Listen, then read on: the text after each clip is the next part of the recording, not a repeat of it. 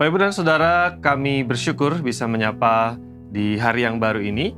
Shalom untuk kita semua, kiranya anugerah dan kemurahan Tuhan atas setiap Bapak, Ibu, dan Saudara dimanapun berada. Kita akan kembali memikirkan firman Tuhan sebelum kita menapaki hari ini terlebih jauh. Dan masih dengan tema tentang kesalehan hidup, tentang menjalani hidup saleh, mengapa kita perlu menjalani kehidupan yang saleh. Izinkan saya mengingatkan kita bersama apa itu orang saleh, seperti apa itu orang saleh. Secara sederhana, definisi orang saleh atau pengertian orang saleh adalah orang yang hidup taat kepada Tuhan dan sungguh-sungguh hidup beribadah kepada Tuhan, kemudian sungguh-sungguh hidup dalam komitmen terhadap kesucian dan dalam kebenaran sesuai dengan firman Tuhan. Setiap orang percaya dipanggil bukan hanya menyandang identitas sebagai orang percaya, hidup menjadi orang Kristen, tetapi yang penting adalah setiap orang percaya harus mampu mendemonstrasikan kehidupan yang benar, atau dalam tema kita, kehidupan yang saleh. Kita akan belajar satu bagian firman Tuhan, Mazmur pasal 37 ayat 18 dan 19 berkaitan dengan kehidupan yang saleh. Demikian firman Tuhan. Tuhan mengetahui hari-hari orang yang saleh, dan milik pusaka mereka akan tetap selama-lamanya. Mereka tidak akan mendapat malu pada waktu kecelakaan, dan mereka akan menjadi kenyang pada hari-hari kelaparan. Teks ini menarik karena kita membaca sepanjang pasal 37, maka kita akan menemukan perbandingan atau komparasi antara orang fasik dan orang saleh. Orang yang tidak hidup takut akan Tuhan dengan orang yang hidup takut akan Tuhan. Secara khusus, ayat 18 dan 19 memberikan pelajaran penting kepada kita mengapa kita harus punya komitmen untuk hidup saleh.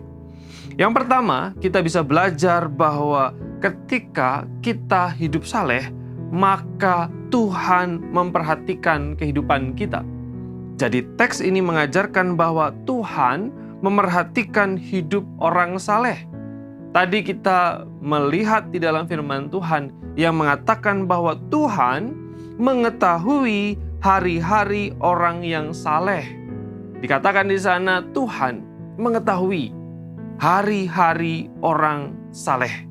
Kata mengetahui di sana dalam bahasa Ibrani adalah yada, dan kata ini memang bisa kita terjemahkan sebagai mengetahui, tetapi kata ini juga berarti kedekatan hubungan yang sangat intim, hubungan yang sangat dekat.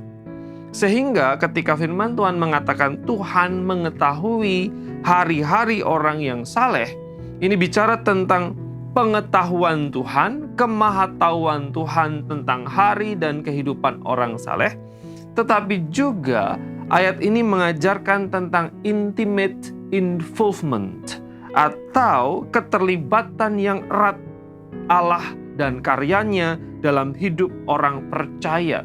Tuhan terlibat, Tuhan ambil, Tuhan andil di dalam setiap kehidupan orang percaya. Tuhan ambil bagian dalam setiap orang percaya dalam keseharian mereka. Bukankah ini luar biasa? Dalam salah satu terjemahan bahasa Inggris dikatakan di sana, God takes loving note of their days. Jadi Tuhan itu memperhatikan dengan penuh kasih sayang setiap hari-hari dan kehidupan orang saleh. Tuhan mengetahui jumlah kehidupan orang saleh hari-harinya. Tuhan mengetahui peristiwa-peristiwa yang sedang terjadi dan bahkan yang akan terjadi.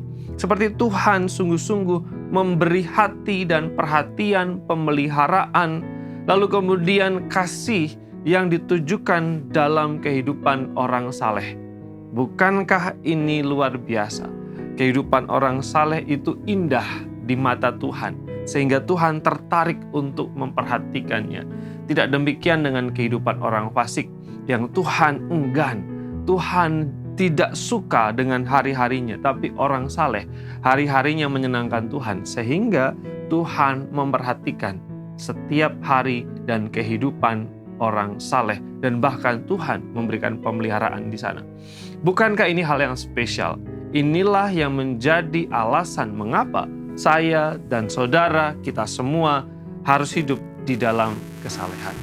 Biarlah firman ini menguatkan kita, mendorong kita untuk menjalani kehidupan yang disertai dengan takut akan Tuhan, kebenaran, hidup beribadah dan menyenangkan Tuhan. Mari berdoa. Bapa di surga, terima kasih, kami bersyukur untuk berkat dan kemurahan-Mu, rahmat dan anugerah-Mu atas setiap jemaat semua. Dalam nama Yesus kami berdoa. Amin.